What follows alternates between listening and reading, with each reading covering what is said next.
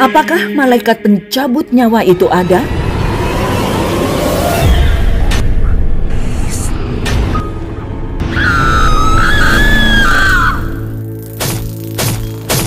Gagasan tentang malaikat pencabut nyawa atau malaikat maut hadir di beberapa agama. Malaikat maut dikenal sebagai Samael, Sariel, atau Azrael dalam Yudaisme, sebagai Malik al-Maut dalam Islam, sebagai Yama atau Yamaraj dalam agama Hindu, dan sebagai Grim Reaper dalam fiksi populer. Dalam berbagai mitologi, malaikat maut dibayangkan sebagai apa saja, mulai dari sosok kerangka berjubah dengan sabit, wanita cantik, hingga anak kecil. Meskipun detailnya berbeda-beda, keyakinan intinya adalah bahwa suatu makhluk mendatangi seseorang pada saat kematian, baik benar-benar menyebabkan kematian atau sekedar mengamatinya, dengan tujuan kemudian membawa jiwa orang tersebut ke tempat tinggal orang mati. Namun, apakah ada malaikat maut di dalam Alkitab? Apakah ada makhluk yang tujuan utamanya atau satu-satunya adalah untuk menghancurkan kehidupan manusia? Tidak ada yang disebut malaikat maut dalam Alkitab. Mereka yang percaya pada malaikat maut biasanya menunjuk ke 3 bagian. Pertama, ada klaim bahwa Keluaran 11 ayat 4 hingga 5 berbicara tentang malaikat maut. Pada waktu tengah malam, aku akan berjalan dari tengah-tengah Mesir, maka tiap-tiap anak sulung di tanah Mesir akan mati. Dari anak sulung Fir'aun yang duduk di tahtanya, sampai kepada anak sulung budak perempuan yang menghadapi batu kilangan, juga segala anak sulung hewan. Keluaran 12 ayat 23, dan Tuhan akan menjalani Mesir untuk menulahinya. Apabila ia melihat darah pada ambang batas dan pada kedua tiang pintu itu, maka Tuhan akan melewati pintu itu dan tidak membiarkan pemusnah masuk ke dalam rumahmu untuk menulahi. Firasat ini segera terpenuhi. Maka pada tengah malam, Tuhan membunuh tiap-tiap anak sulung di tanah Mesir. Dari anak sulung Fir'aun yang duduk di tahtanya, sampai kepada anak sulung orang tawanan yang ada dalam liang tutupan, beserta segala anak sulung hewan. Keluaran 12 ayat 29. Sang pemusnah bisa jadi adalah malaikat yang melaksanakan penghakiman Allah.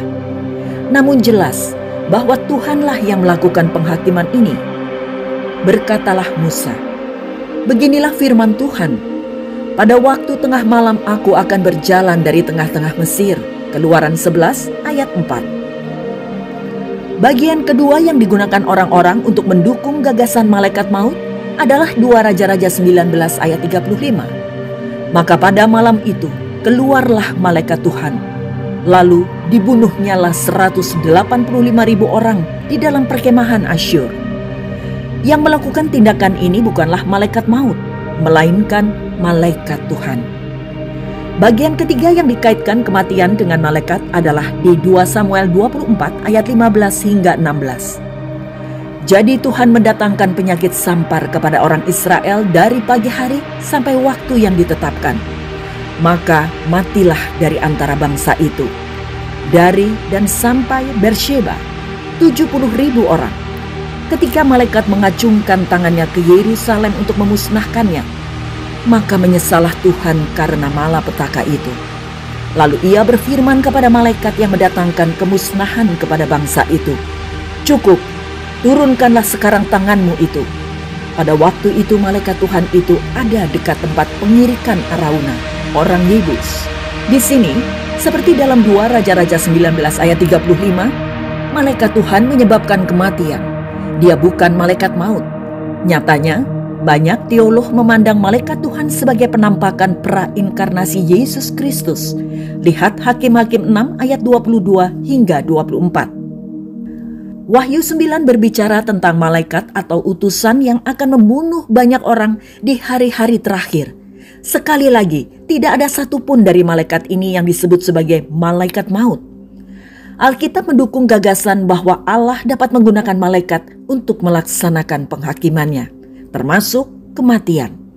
Namun ini sangat jauh dari malaikat maut khusus yang tugas satu-satunya adalah mencabut nyawa. Singkatnya, konsep malaikat maut tidak diajarkan secara eksplisit di dalam Alkitab. Alkitab tidak mengajarkan bahwa ada malaikat tertentu yang bertanggung jawab atas kematian atau yang hadir setiap kali seseorang meninggal. Beberapa orang melihat Keluaran pasal 12, kematian anak sulung Mesir, sebagai pekerjaan malaikat. Meskipun hal ini mungkin, Alkitab tidak pernah mengaitkan kematian anak sulung dengan seorang malaikat.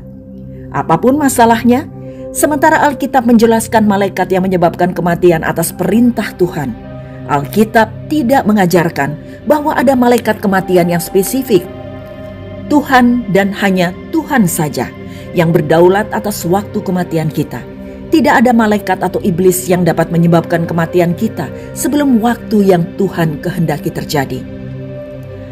Menurut Roma 6 ayat 23 dan Wahyu 20 ayat 11 hingga 15, kematian adalah pemisahan. Pemisahan jiwa roh kita dari tubuh kita atau kematian fisik. Dan dalam kasus orang yang tidak percaya, pemisahan yang kekal dari Allah, kematian kekal.